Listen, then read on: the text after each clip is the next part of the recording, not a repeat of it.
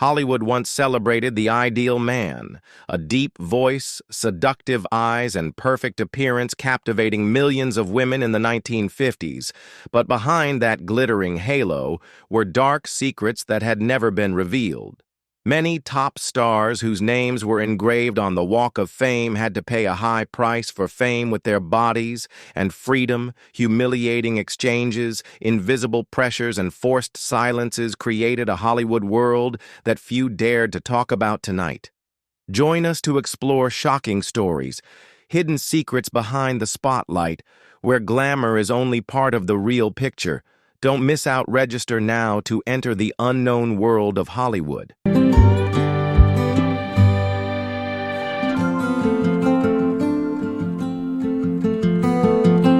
James Dean, the rebel angel with the dark deal in 1951, a 20-year-old Indiana native, penniless unknown, and without an audition set foot in the harsh Los Angeles.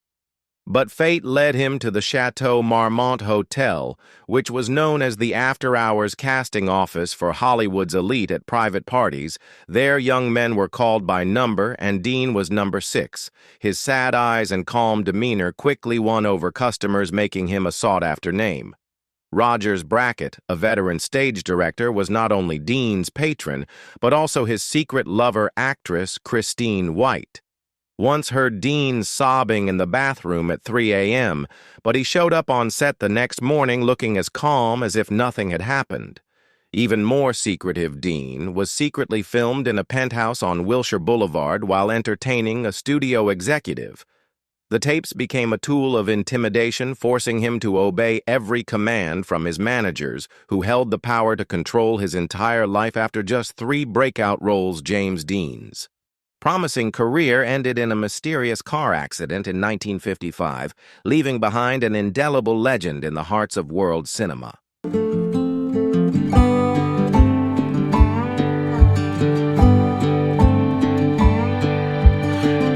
Marlon Brando, the man who sleeps for money at a press junket in 1975. Brando bluntly declared, "I sleep with anyone who can give me a role, male or female. It doesn't matter as long as they have power." This statement quickly became a symbol of the dark side of Hollywood, cited by Vanity Fair magazine as undeniable evidence of underhanded dealings in the American film industry. In the 1940s, veteran director George Cukor paid Brando $300 a week to practice late at night at his Beverly Hills apartment. It was Cukor who introduced Brando to Aaliyah, Kazan paving the way for him to win the legendary role of Stanley Kowalski in A Streetcar Named Desire. After Brando's death, leaked personal diaries revealed a list of 14 men who had supported him financially and materially, including Jack Warner, the Warner Brothers boss, who rescued Brando from a sex scandal in 1953 so he could continue to star in Julius Caesar. Unlike many other stars who chose to remain silent, Brando publicly acknowledged these arrangements, demonstrating that some artists knew how to take advantage of the system while others were destroyed by it.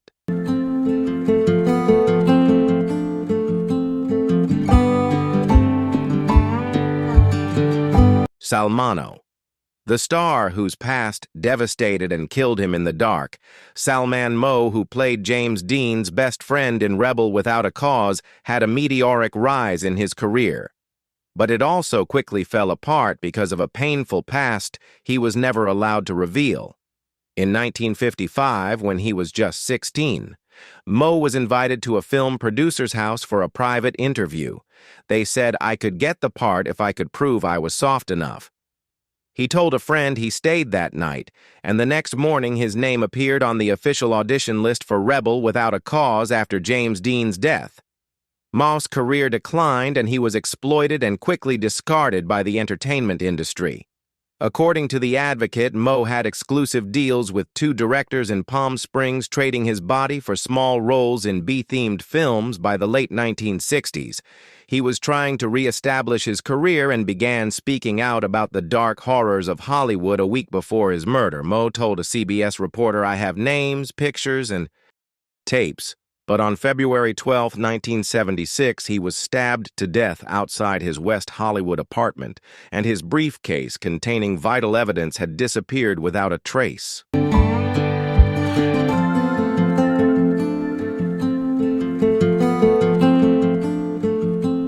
Rock Hudson, Hollywood's elegant escort.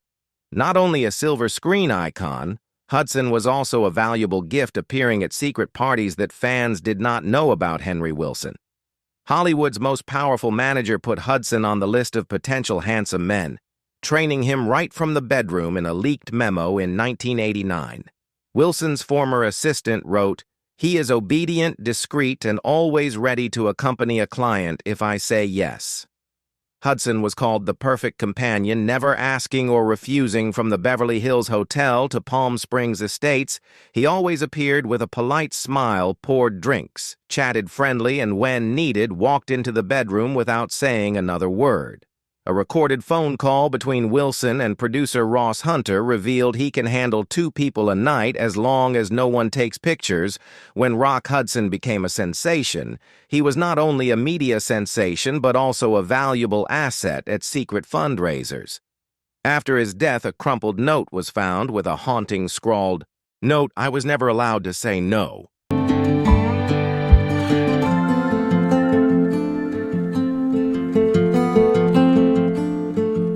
Cary Grant, a gentleman's perfect survival strategy in the Hollywood underworld, hailed as the ideal husband that every woman dreams of. The reality of his life is the complete opposite of that image for nearly 2 decades. Grant lived with actor Randolph Scott, a pair that magazines described as strangely inseparable, at their luxurious Malibu Beach mansion. They hosted private parties for directors and powerful film studio sponsors. According to Scotty Bowers, a famous matchmaker in the male prostitution world, Grant was not just an entertainer but also the brains behind the underground exchanges. A cinematographer once said that Grant once invited 3 directors to his house, then disappeared with them into a locked room on the 2nd floor. Just a week later, he won the leading role in Bringing Up Baby. A leaked 1942 Columbia Pictures memo noted that Grant was completely committed to the studio's special activities after hours. Despite his status as a household name, Grant was unable to escape. The cycle, perhaps that was why he married 5 times but never settled down. Silence became his only defense against the sleazy Hollywood.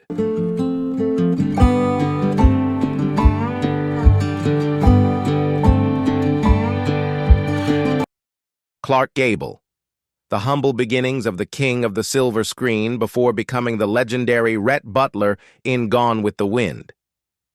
Clark Gable was a young man who waited on elderly men in Oregon in 1922 at the age of 21.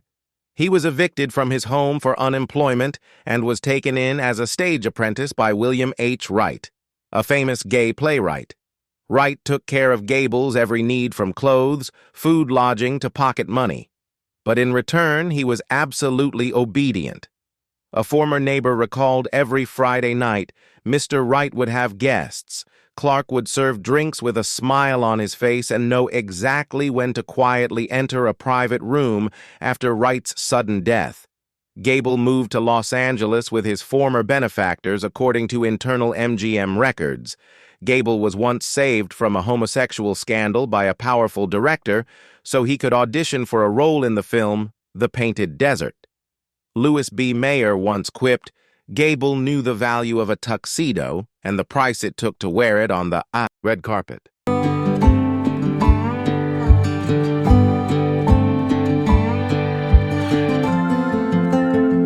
Gene Kelly, the shadowy footsteps of a dance legend before becoming a star.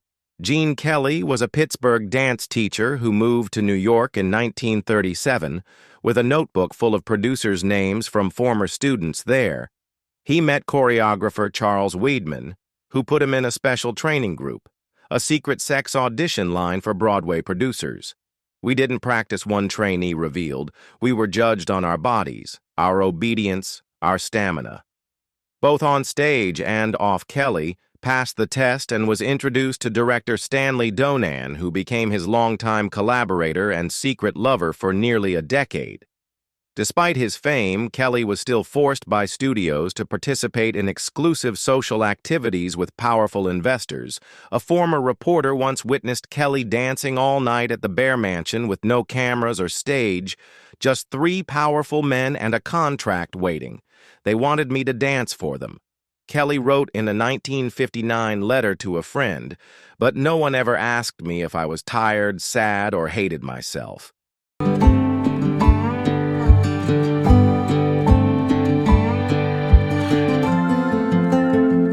Tony Curtis, the perfect face and the price of fame.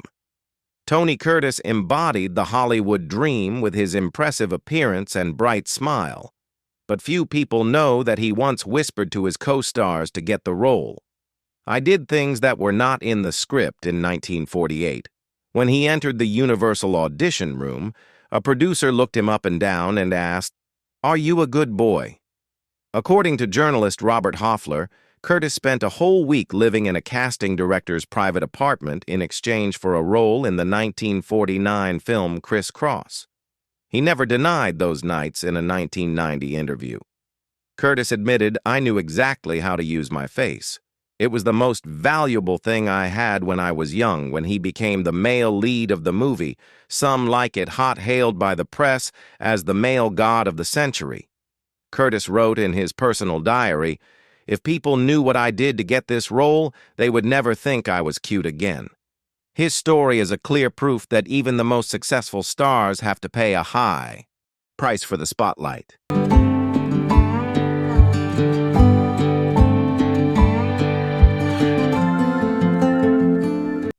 Anthony Perkins, Norman Bates, and the price of high-grade roles with his dreamy eyes and soft voice. Perkins was the type of man every director wanted to transform before becoming horror icon. Norman Bates in Psycho, he had to endure arranged meetings at the Commodore Hotel in New York. A regular client was Roy Cohn, the most powerful lawyer of the time, who connected Perkins with a media mogul, looking for well-mannered, well-educated young men. Perkins was special, an industry source told Confidential magazine. He made people feel like they were unique in return. He got high-grade roles. Alfred Hitchcock is said to have acquired Perkins from another studio with a secret contract that required his intimate presence throughout the production of Psycho in unpublished letters to a former boyfriend. Perkins wrote, "I'm not afraid to die for a role. I'm afraid people will know that I've been dying for it." After Psycho, Perkins was not only a character on screen, but also in real life confiding to a psychologist. "In 1972, I was no longer myself. I had become a commodity, a gift to be exchanged."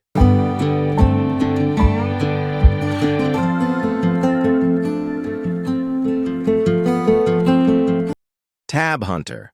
The hidden truth behind the teen idol image in the 1950s, no one could compare to Hunter with his radiant looks, bright smile and well-proportioned body representing the image of a true American boy. But hidden behind that flashy shell was a secret that Hunter buried for half his life in 1950 when he was only 19 years old. Hunter was arrested at a gay party in Long Beach, a scandal that seemed to destroy his career. Fortunately, an anonymous, powerful producer saved him with a 5-year exclusive contract instead of cash. When asked about the scandal, Hunter just smiled weakly and said, "I didn't lose anything. I just had to spend the night with someone I couldn't refuse during his heyday." Hunter was forced to sign fake love contracts with actresses like Natalie Wood and Debbie Reynolds to hide his true relationships in his memoir. He admitted, "I wasn't cast for my acting, but for my willingness to be quiet and pretty in the way Hollywood needed me to be." Hunter's story is a vivid illustration of how the industry creates a heterosexual image to mask the true selves of stars behind closed doors.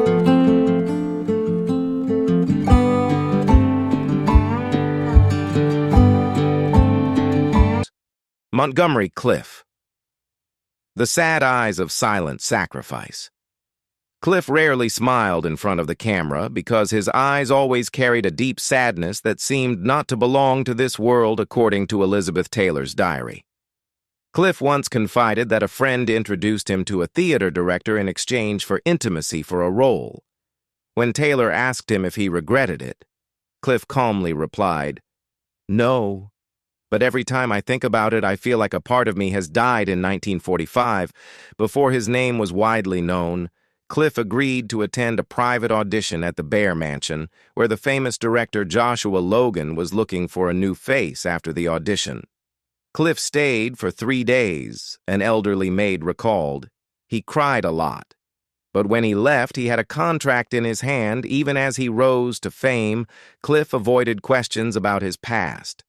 When asked by Variety, he simply said, "I started my career in the theater and in a few empty rooms." His life was one of solitude, struggle with alcohol, and ended with secrets that no one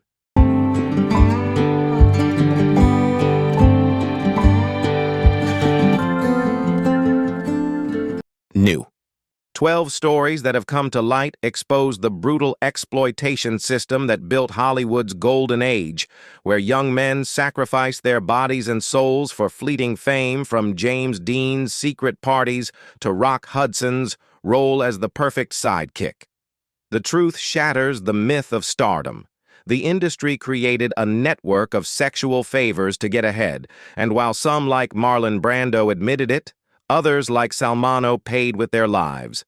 These were not isolated incidents, but a system that shaped a generation. If you're surprised, share the video and subscribe to the channel to discover more untold Hollywood secrets.